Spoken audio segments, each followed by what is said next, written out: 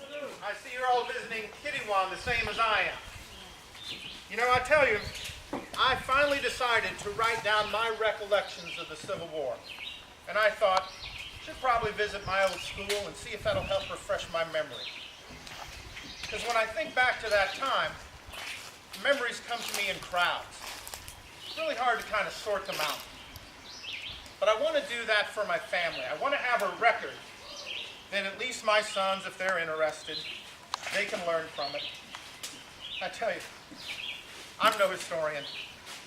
I just want to put it down the way I saw it and the way that's most fitting to me.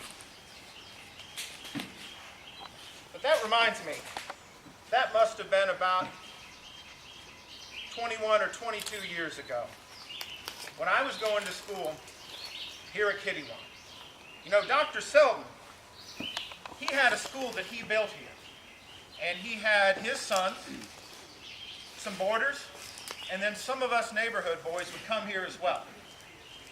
And that would have been the winter of 1861, or the winter of 1860 and the spring of 1861.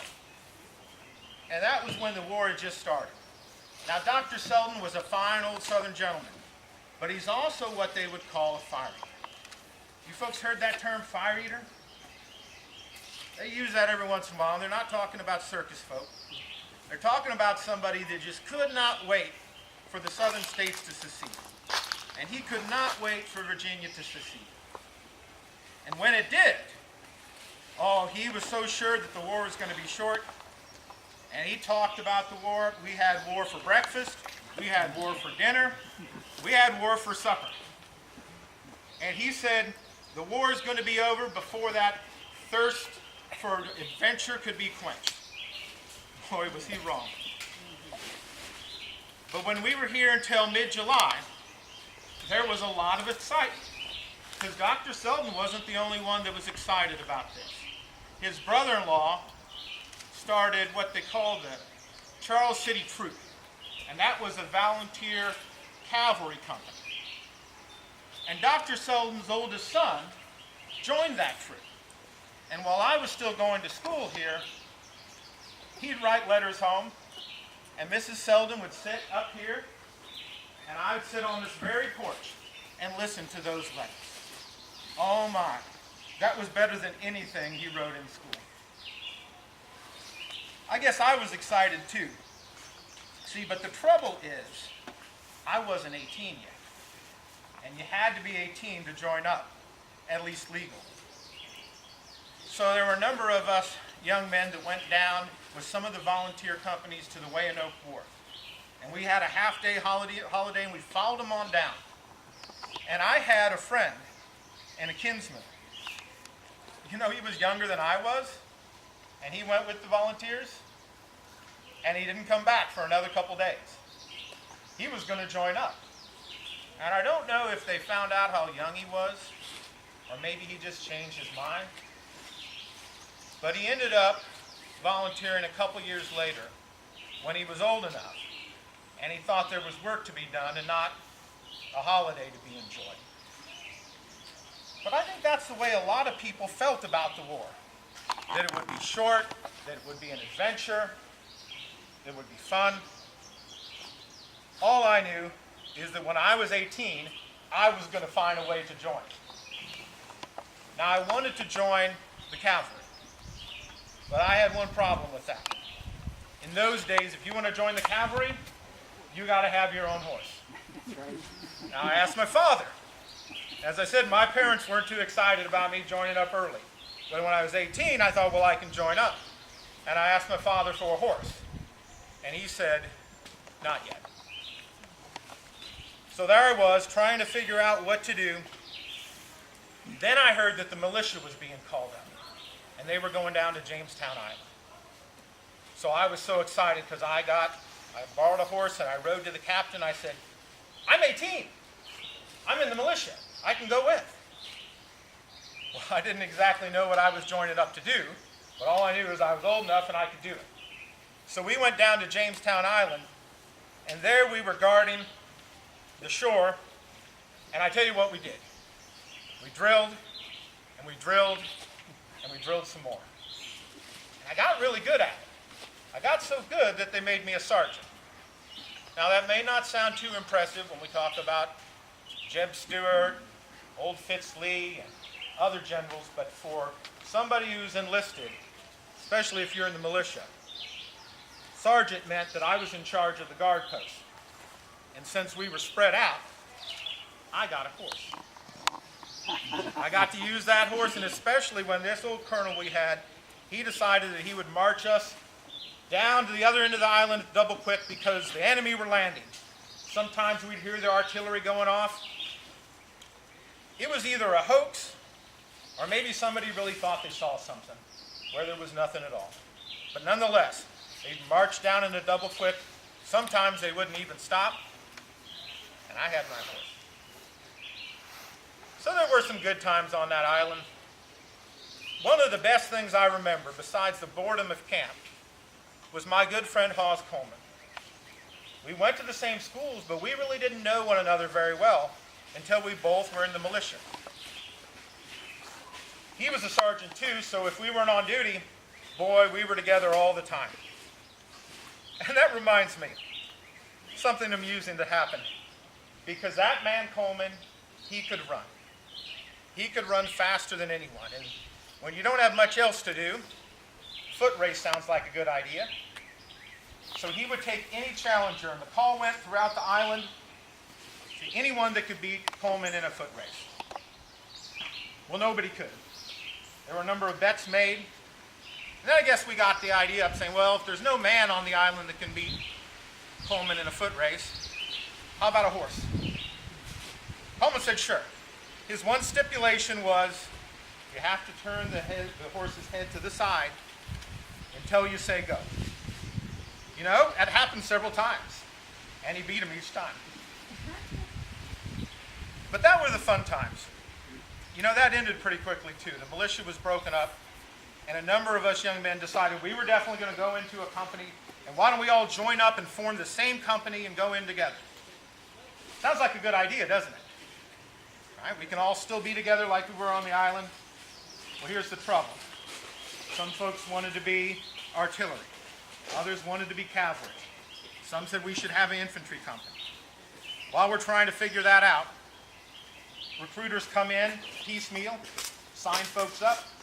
Before we know it, just about everybody was gone. So that's when I was determined. I returned home, and this time my father gave me a horse.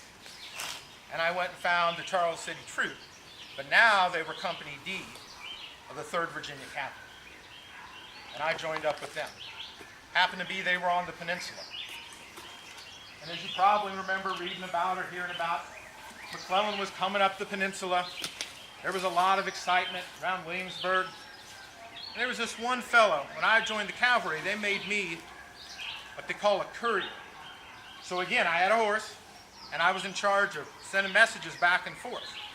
And I was put with this fellow, John Magruder. Ever heard of General John Magruder? We called him Old Patty. Some folks called him Gentleman John. He fought in Mexico. Fine old gentleman. Fearless. And while I was following him as courier, that's where I got some of my first experiences of war. For example, I was riding along next to him, ready to carry a message if I needed to, and I saw over on the hill, there was a Yankee gun, unlimbering. I've never seen that before, so I watched. Then I saw the puff of smoke. And that's when the shell flew over and burst behind us, which is the first time I reckon anyone ever shot at me. But it wasn't the last.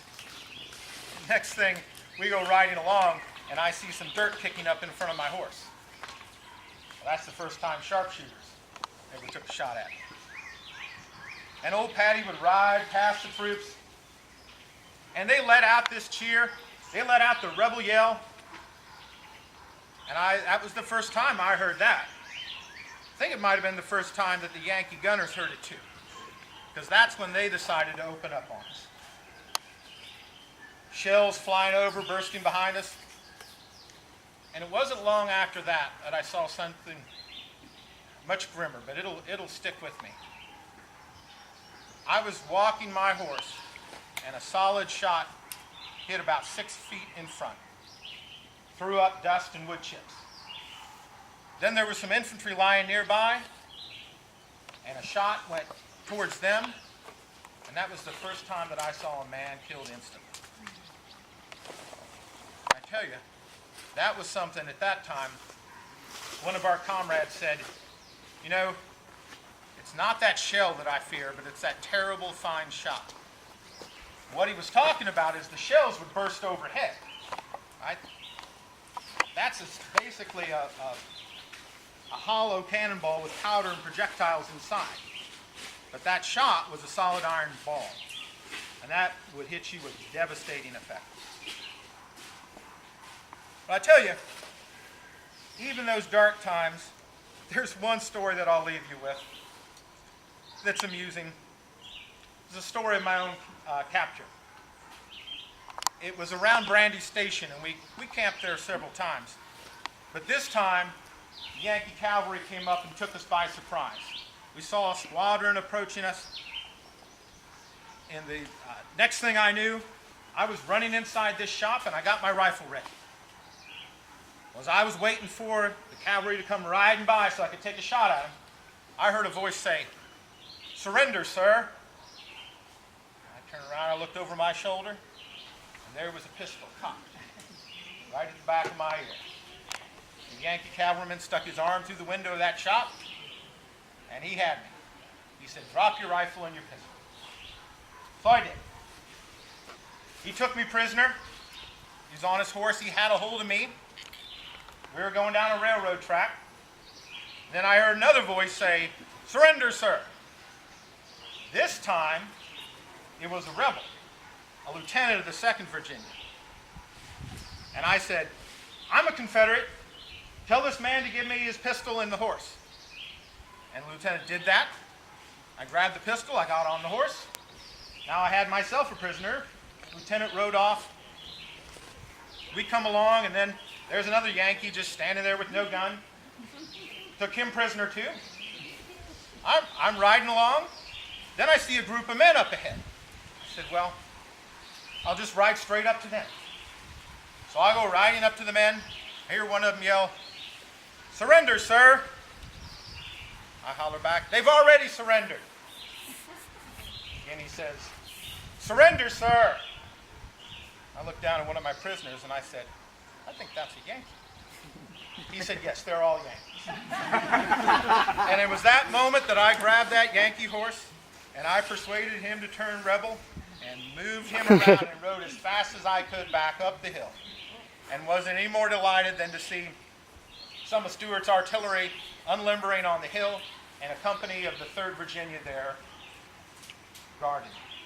Well, I rode right up, and I had that horse, and I was going through his saddlebags, and that's when I realized, I looked around, and my good friend Dick Christian came up to me. He was looking at the ground. He was looking at me. He was looking at the ground. He said, "I thought you were in Washington." Well, I wasn't, but I got to keep that horse, and I got to keep him and take him home with me. And I tell you, it happened just that way. Now, I know it sounds fantastic. Sometimes I try not to tell too many stories like that because I figure the people didn't experience Army life wouldn't believe it. But I tell you, I'll swear to a notary, every bit of it's true. Well, you take care. It was nice meeting you today. Enjoy your visit to Kittiewan. I know I have.